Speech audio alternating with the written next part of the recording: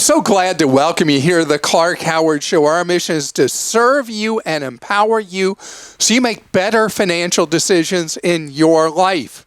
One way we serve you is through our Team Clark Consumer Action Center that has served you for right at 30 years, providing free one-on-one advice, guidance, information. We are here to answer your questions Monday through Friday, Eastern Time Zone, 10 in the morning till 4 in the afternoon. See the details about how to get that one-on-one advice from clark.com/CAC. In this episode, cars are so expensive now. The highest, actually we've come down from the highest, but the near highest average selling prices for new cars ever right now. Used cars way up in price. You want to buy one that's going to be reliable, not one that you get on a first name basis with a mechanic. So we're going to talk about Consumer Reports' latest comprehensive data on what's reliable and what's not. And there's been so much news about layoffs recently in certain sectors of the economy, Amazon cutting back employment, tech companies cutting back employment, Peloton having a terrible time.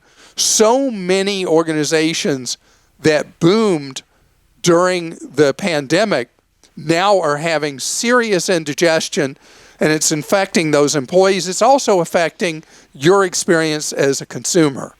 Carvana, one of the stock market darlings through the pandemic, has seen a collapse in the value of the enterprise. So what you need to know to protect yourself moving forward, the experience you'll have, the dollars you'll spend coming for you later.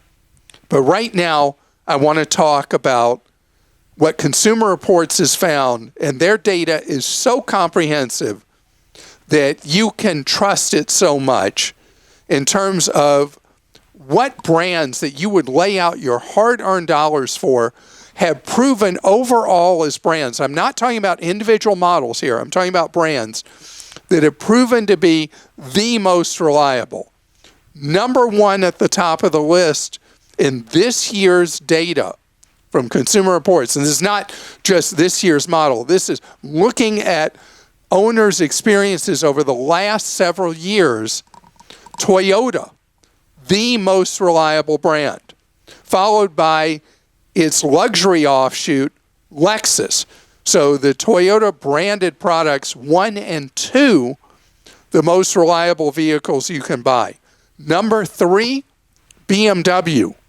BMW, a luxury brand, an expensive brand, but I want to draw a contrast with their German arch rival.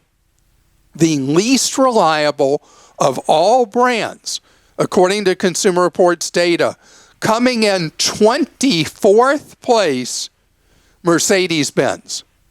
So this is a real divergence from these two brands, that BMW is in third place and Mercedes is the most unreliable brand that you can buy today.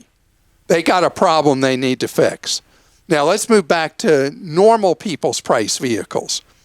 Fourth most reliable brand, Mazda, followed by Honda, and then Audi, and I'll give one more, Subaru. Don't want to get too far in the weeds. So I've told you Mercedes is the most unreliable of all brands, but who else is there at the bottom of the heap with significant reliability issues? Jeep, Volkswagen, GMC, Chevrolet, and I'll go one more to get this one out there since I drive it and Christa drives it, Tesla. I want you to know this stuff because, yeah, J.D. Power does vehicle reliability and customer satisfaction and all that. But Consumer Reports data is so much deeper, in my opinion, in the reliability space, when you look at an ownership cycle of vehicles.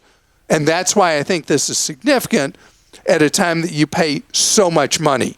And when you're looking at, most people buy used vehicles, not new.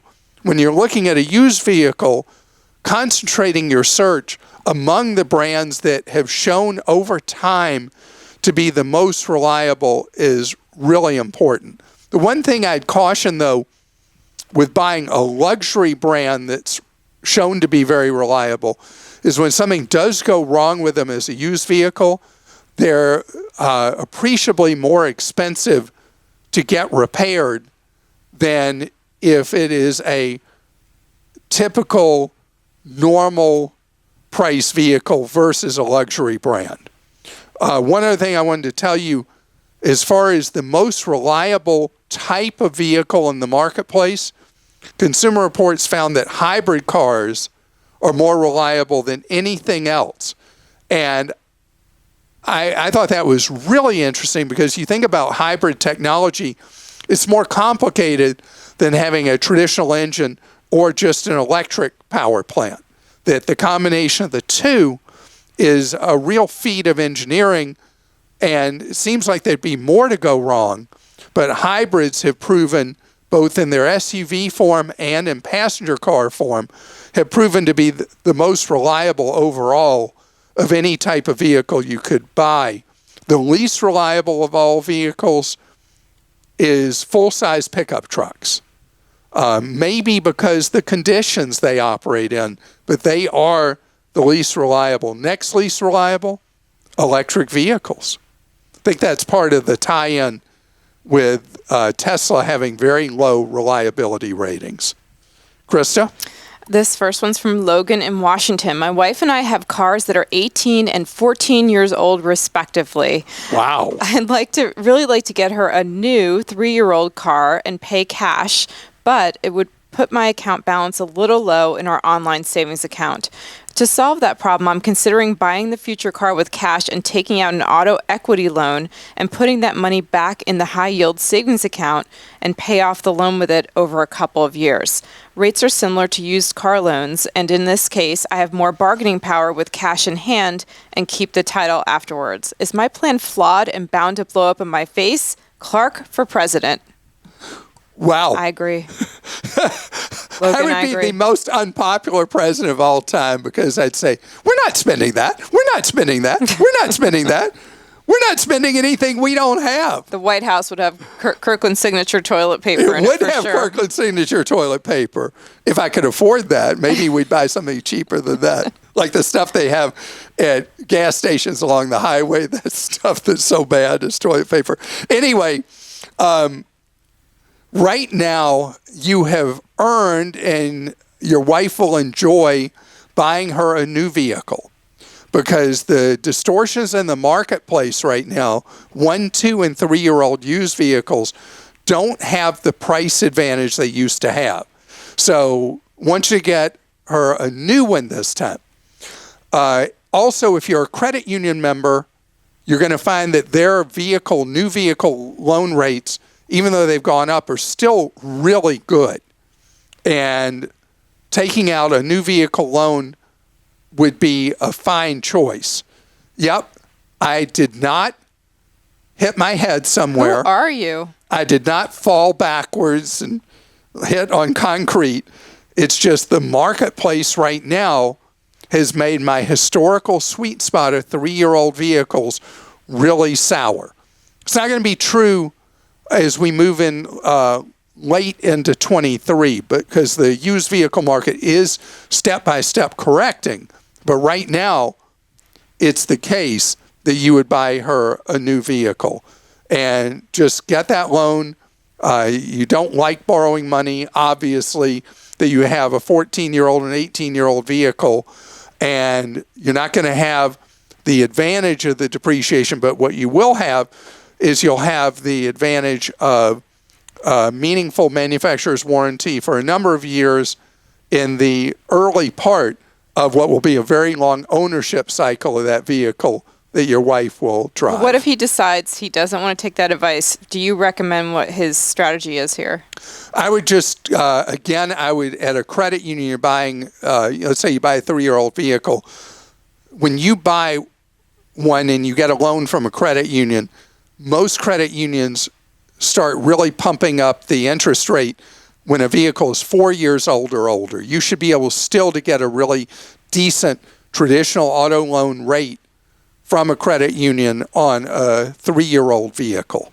Tanya in Pennsylvania says, I currently use 3 reward credit cards with $0 annual fees, pay my balances in full each month, and have excellent credit.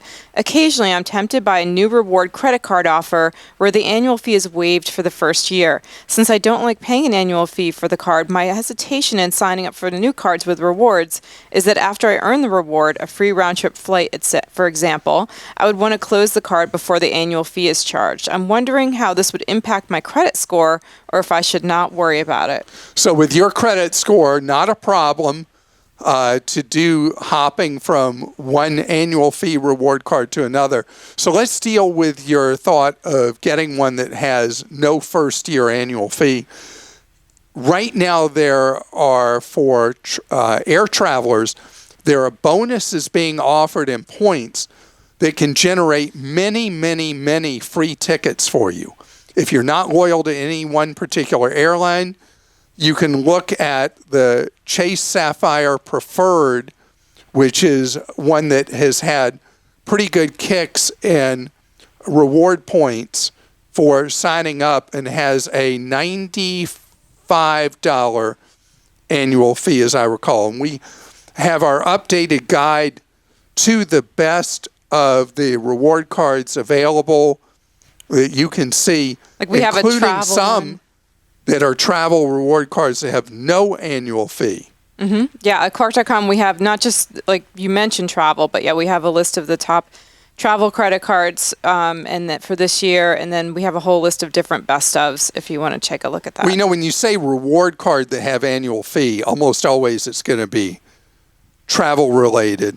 And look in the first quarter of 23 for a number of really nice bonus offers on various travel cards, because people get into the midwinter blues and the solicitations look really exciting and enticing where they show pictures of the beach or whatever. And so that combination, let's say you have to pay a $100 annual fee, but they give you enough points that would generate multiple free airline tickets. That's really worth it. Now, after the first year, unless you routinely travel, you routinely use that card and do significant charge volume, you would not want to renew that card. So you'd have some minor hit to your credit, but in your credit standing where you are in rarefied air, no meaningful effect on you at all. David in Florida says, knowing how generous and physically active you are you aware of the apps that will convert your walking miles into charitable donations? There are mobile apps that will track and convert the user's walked, run, or biked miles into a monetary donation to the charity of your choice from the app's roster of charities. One of my favorite charitable apps aligns with the animal shelters and rescues. All the miles I walk with my dog become cash donations to support my favorite rescue, which is the same one that rescued my lovable furry walking companion. Aww. Perhaps Team Clark could introduce a list of reputable and responsible charity apps for interested listeners to try. And then he listed the 2 that he is using right now. The one he talked about for walking your dog is Woof Tracks, WOOFTRAX, and also there's an app called Charity Miles. And we're looking into this at Clark.com. Yeah, I mean, this is so my kind of thing. We'll see what if there's any privacy issues or how much money actually effectively is going.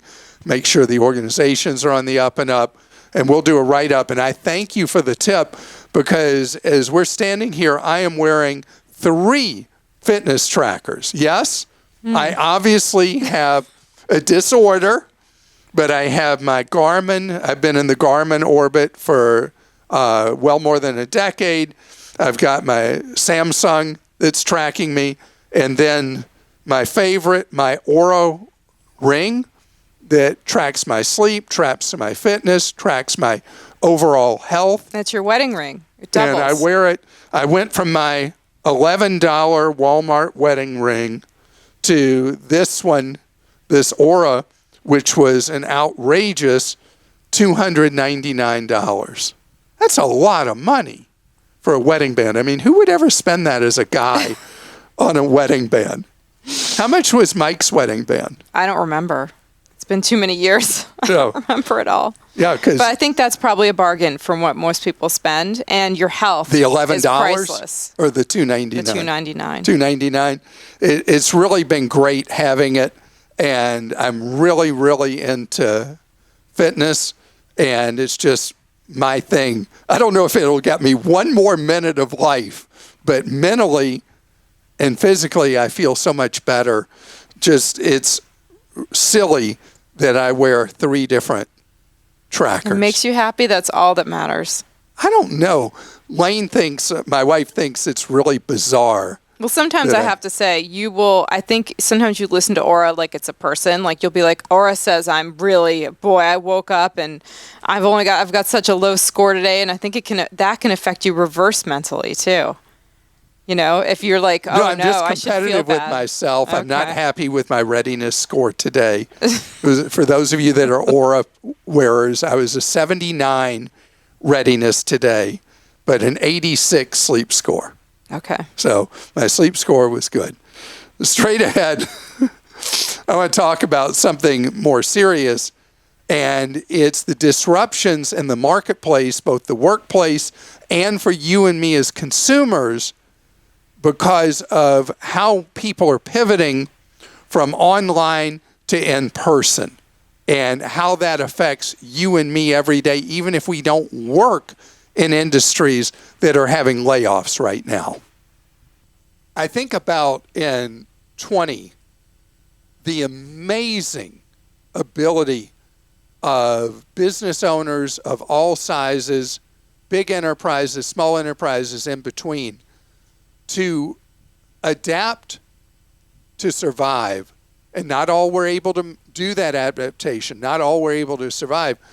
But it's just so impressive what people are able to do who are out there working, trying to make a living, running a business, from a one-person business to one that employs millions, and everybody in between.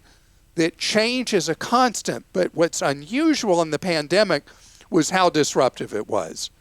The lockdowns that went on, the restrictions on daily living, and then the voluntary ones, where a huge percent of the American people, particularly before the vaccines became widely available, lived away from people with the loneliness that came with it and all the rest, but they did it as a survival tool. And it required that businesses, if they were going to survive, adapt. I think about during the height of 20 and the voluntary lockdowns that were in a number of states, not talking about places that had the mandatory ones, but the voluntary. I remember going to a Longhorn Steakhouse, if you're familiar with the chain, to do curbside pickup because we were being very, very careful. My wife, Lane, was really worried that I would not survive COVID because of pre-existing conditions and really restricted activity till I was able to get my second vaccine. And so going to this Longhorn that was near our home, they had how many parking spaces for curbside pickup? 56. The inside wasn't even open, and it was all food runners, and they had taken chalk, and because they didn't have enough signage to mark 56 spaces for curbside pickup, and they just took chalk, and I guess when it rained, they had to go right again, and you just looked down the road to see your space number, and you called in a number, and you got your food. The point is, we are incredibly creative in our lives, and if you're a business owner, there as well. Now, some people can't do that. They have blinders on. This is how they do business, and that's it. But it is so impressive how businesses changed how they do business. And so many of those changes are permanent going forward. I think about how many physical stores pivoted to curbside pickup, express pickup, delivery, all that, and did it where their apps had always been a low priority, their websites for ordering had always been a low priority, and they worked it and worked it and worked it, and they figured out how to do it. And when you're in a Walmart,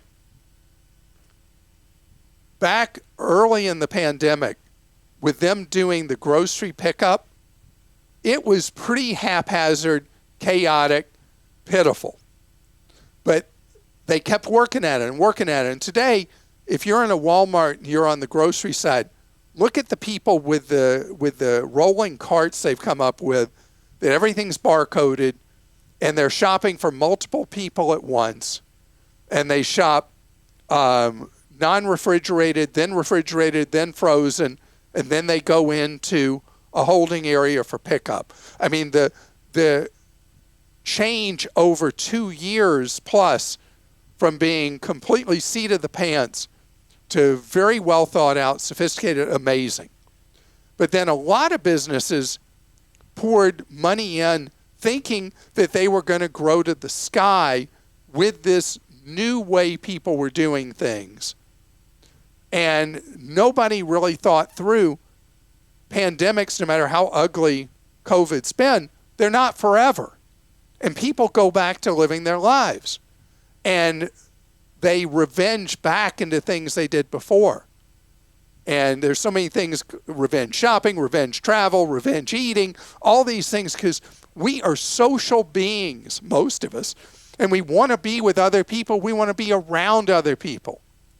So what's happened is a lot of businesses are having a rough time now. I mentioned earlier, just briefly, Carvana, which was like they had built a business for a pandemic, and that was not what they were building, but it worked better than anybody else's business model of selling vehicles during the height of the pandemic.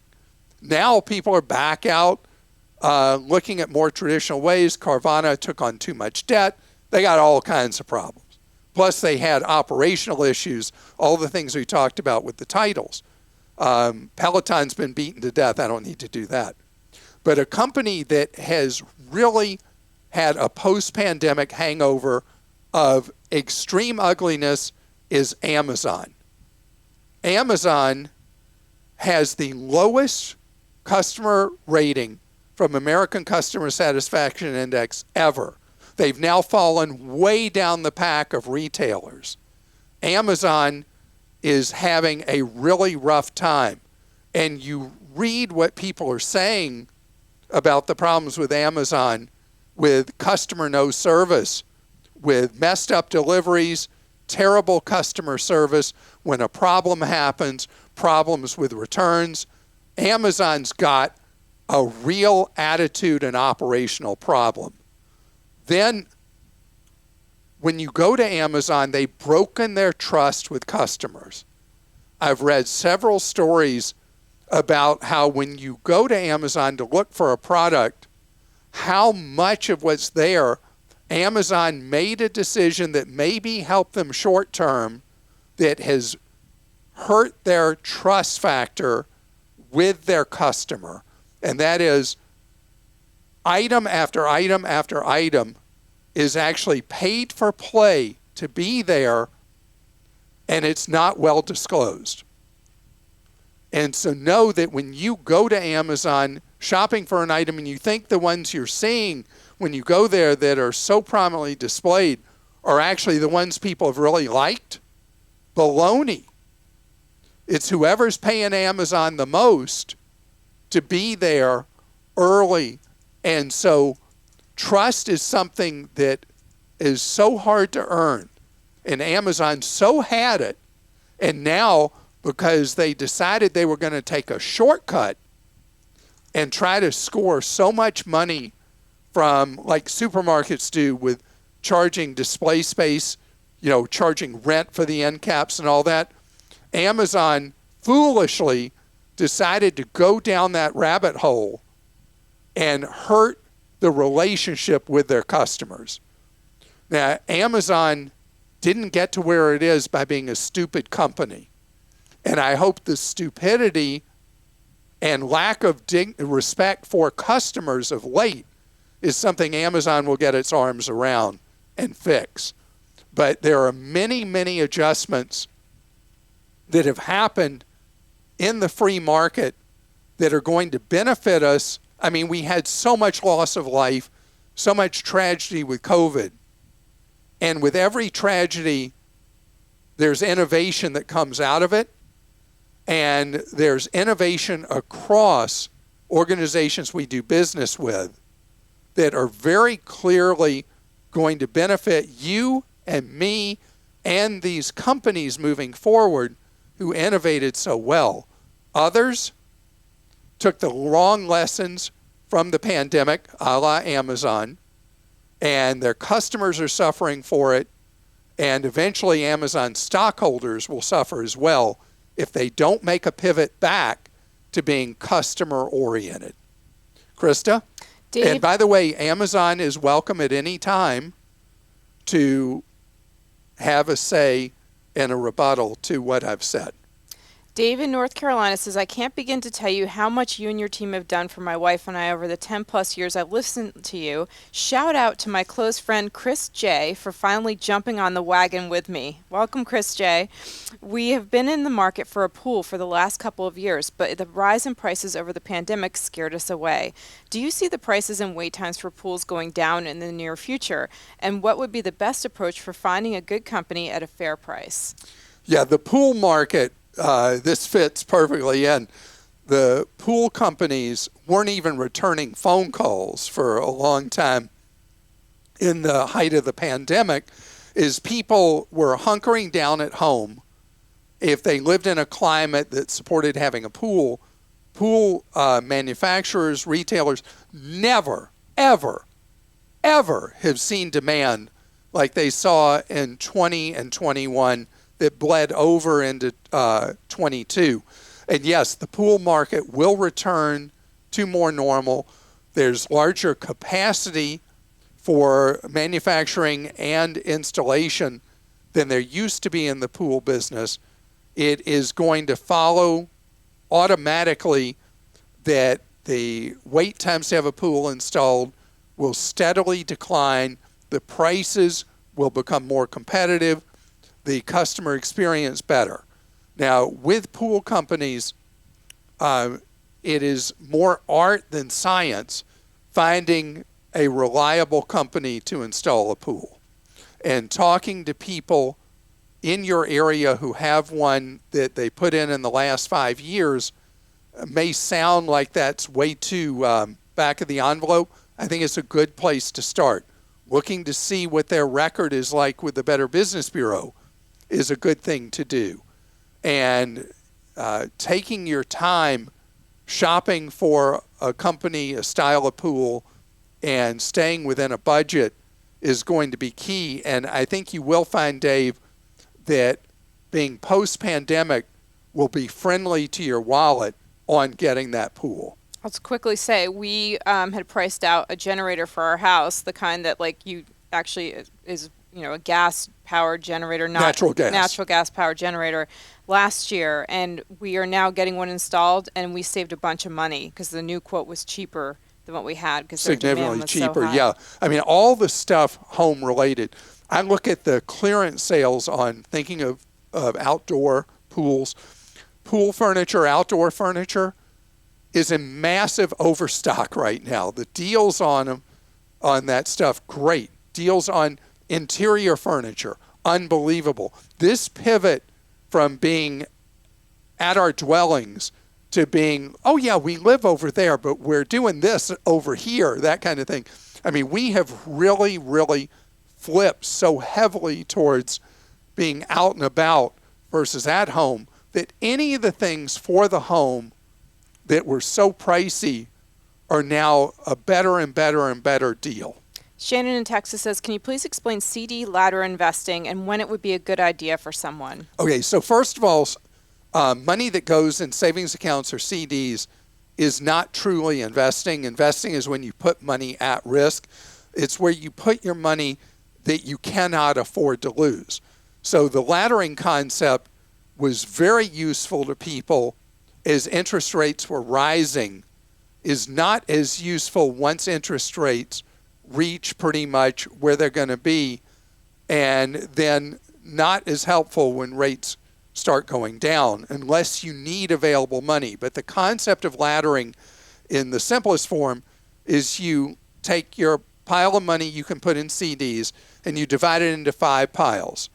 20% goes into each one from 1 year, 2 year, 3 year, 4 year, 5 year, so that when the first year one comes available after that 12 months, you then put it in a 5-year CD. The reason for that is that historically, the longer term a CD is, the higher a rate you earn.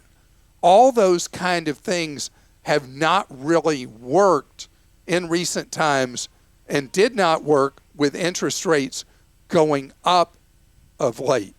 So if you're looking long term, doing a 5-year ladder that way, and then as each one expires, the money goes into a 5-year, means 20% of your money is always 1 year or less away from being available to you.